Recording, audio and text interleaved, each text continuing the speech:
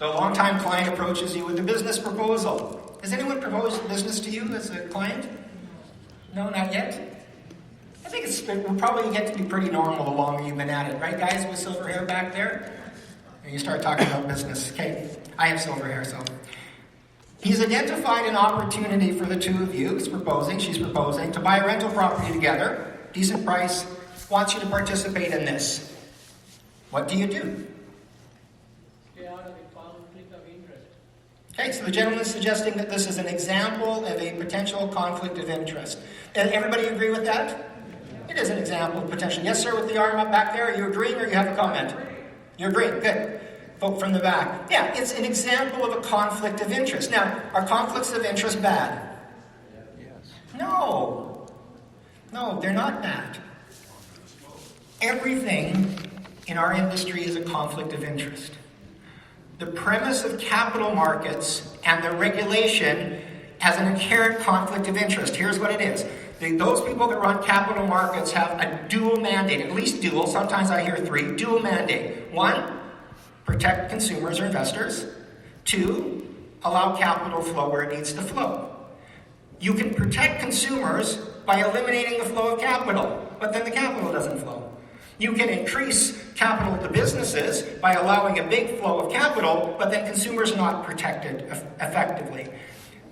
The entire industry's premise is finding balance, which I'm not saying balance is ever achievable. I think of balance as balancing. It's an ongoing thing. It's a verb, not a noun. But they're always adjusting, trying to find that balance, managing two conflicts of interest. Do you receive money from your clients in payment for your services? Is it reasonable to think that in their minds, part of their value proposition to them is that they'll have more money if they use you than if they don't? I'm simplifying, obviously, but as a point. So they could have more money if you charge them less. They could have more money if you give away your services for free. Or you can charge them a whole bunch more so you have a nice new car, maybe some of those financial goals you have, and then they may not realize they didn't quite hit their objectives 30 years down the road because you did a good job of making them feel comfortable, right? Because we want people to feel comfortable that they're on track for retirement. I don't say actually be on track, comfortable.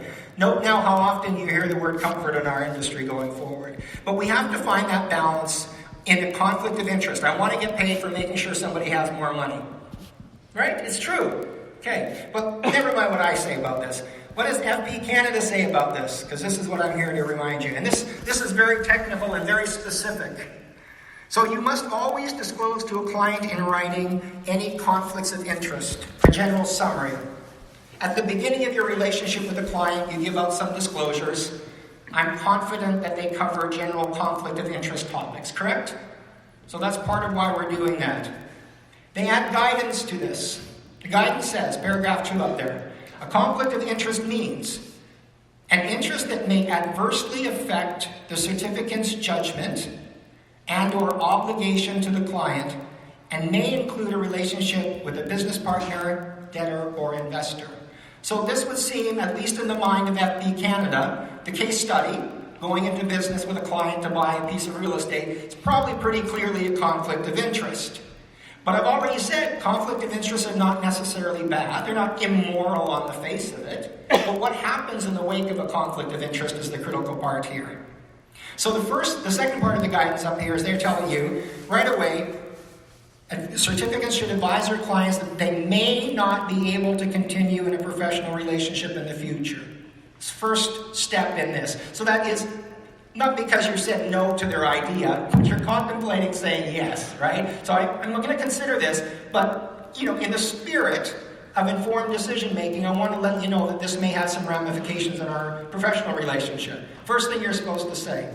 Now, you might think that IFB Canada would say, don't go forward with this, don't do it.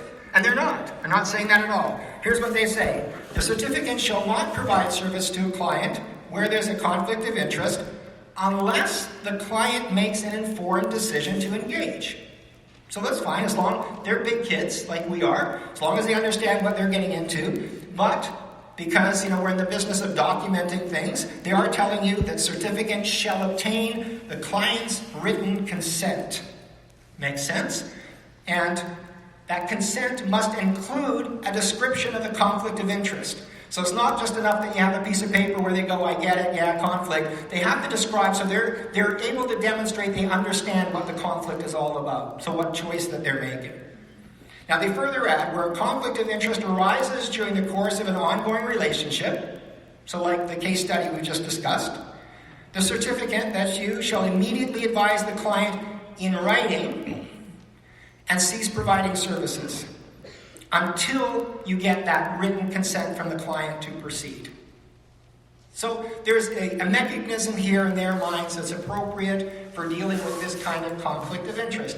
Would anybody here decide that they would want to go forward with this? Would you give up the client relationship possibly to do the house deal? Yes.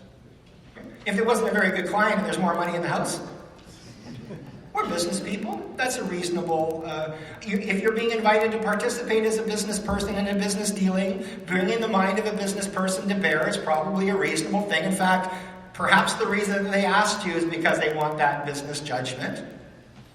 I wonder about this kind of thing. I get that we can manage conflicts of interest in court to defend ourselves or in front of FB Canada, but I do want to stress that I think that often we're at a very significant advantage in these kinds of relationships. And it might be the kind of advantage where having a piece of paper signed by the client doesn't quite do it. So why are we at an advantage? What do we know about the client? Probably a lot.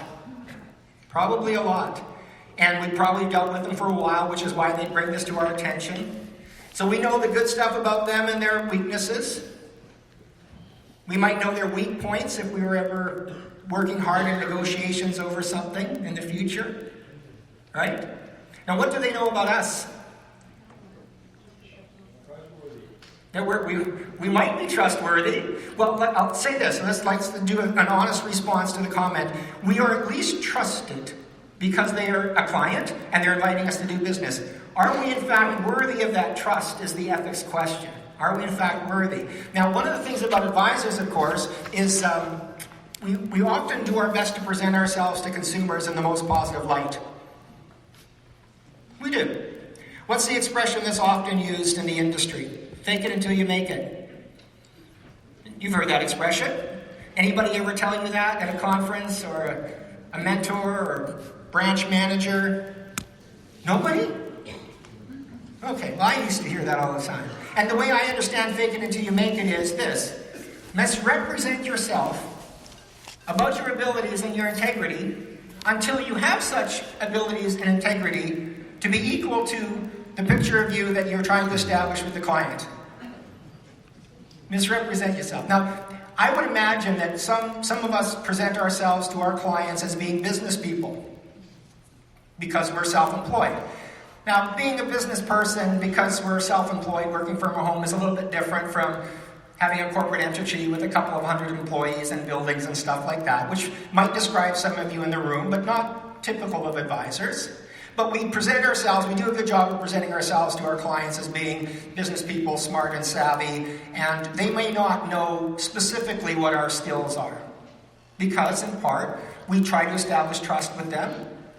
And part of that trust might be that we're, faking until we make it. We want to go after a certain type of client that we are not quite yet, and that's understandable. Anyone know who Arlene Dickinson is? She's was on Dragon's Den. Arlene's based in Calgary, and I run into her from time to time. And on her LinkedIn post, and I'm not saying she did this. She probably has a team that does this. But there's a couple of instances where the post said, never be afraid to take on a client that's beyond your skill set. Sounds like something dad might say to their kids as they're going off to their job, right? And I would always respond, until they stop posting it, I would always respond, as long as the client knows they're beyond your skill set. Informed decision making. So the difference between managing to be trusted by a person and being worthy of that trust, being honest, intellectually honest about the true value you bring to the relationship. Now the byproduct of that is we have an ongoing challenge and task, and hopefully it's joyful for you to continue to work on your ability to continue to be worthy of ever-increasing levels of trust that you want to establish from the market. And on the integrity side, yes, maybe 2 hours of ethics every year is a pain in the ass. Maybe I'm the only one who benefits from that because I'll talk more. Maybe, I don't know. But at the end of the day, if we want to establish integrity trust with the market, we need to provide evidence for that. You can provide evidence on your ability by talking about your university degree or the designations you get or the fact that you're involved with a wonderful organization like IFB that does their very best to bring speakers to you, even if they don't always say what you want to hear. This is what education is about. This is what sharing ideas is about, right? Difference of opinions. You can impart to your client or your prospect client what abilities you have. But think about how you communicate to them about the integrity that you have, the ethics you have. Do you tell them you subscribe to a code of ethics? Do you put it up on your office wall besides the index chart if you're in the money business that everybody has? Or their CFP designation or their BCom that's on the wall? Why not have up a code of ethics? Why not? So let's, you've got about 10 minutes here. Start doing some summary statements of why I think this stuff is important. We are at a time now in the financial services industry where we have extremely competitive environment, a lot of regulations and more coming, and critically, at a time where this competition is increasingly through new distribution platforms, online distribution platforms. I remember the first time I had a computer in front of me at Royal Bank. It was 1989 or something like that. They brought computers onto the desk, and I was doing some mortgage underwriting at the time, and I was filling in, the page on the screen. And I realized when I was doing this that all I had to do was turn the computer around and give them the keyboard and they could do everything. And I quickly got out of that business because I realized I was just really very quickly replaceable in the process. We, even in this conference, presented with text-enhanced solutions for all of us, which is important. We need to be efficient. We need to be effective. But we also see over the last few years many announcements from large financial institutions in Canada about reallocating of funds to tech platforms, about layoffs. We had mergers this year with discussions online, or the big insurance company mergers, over reallocation of funds towards dealing with, I think the expression was, legacy technology, which just means we got old stuff and we need to spend money on new stuff. One of the senior people of a large insurance company posted on LinkedIn said something along the lines of, we're not even sure if millennials will want to deal with people rather than technology to buy products and services going forward. We are facing a different kind of challenge that we didn't have a few years ago. Tech distribution platforms. Right? So let me ask you a question. What must every business do if they're going to have some success? Was the first question I asked. Establish trust with the market. Tech distribution platforms are going to have to establish trust. We're going to be competing with them on establishing trust. What forms of trust must they establish? There are two forms. Do you remember what they are? Ability and integrity.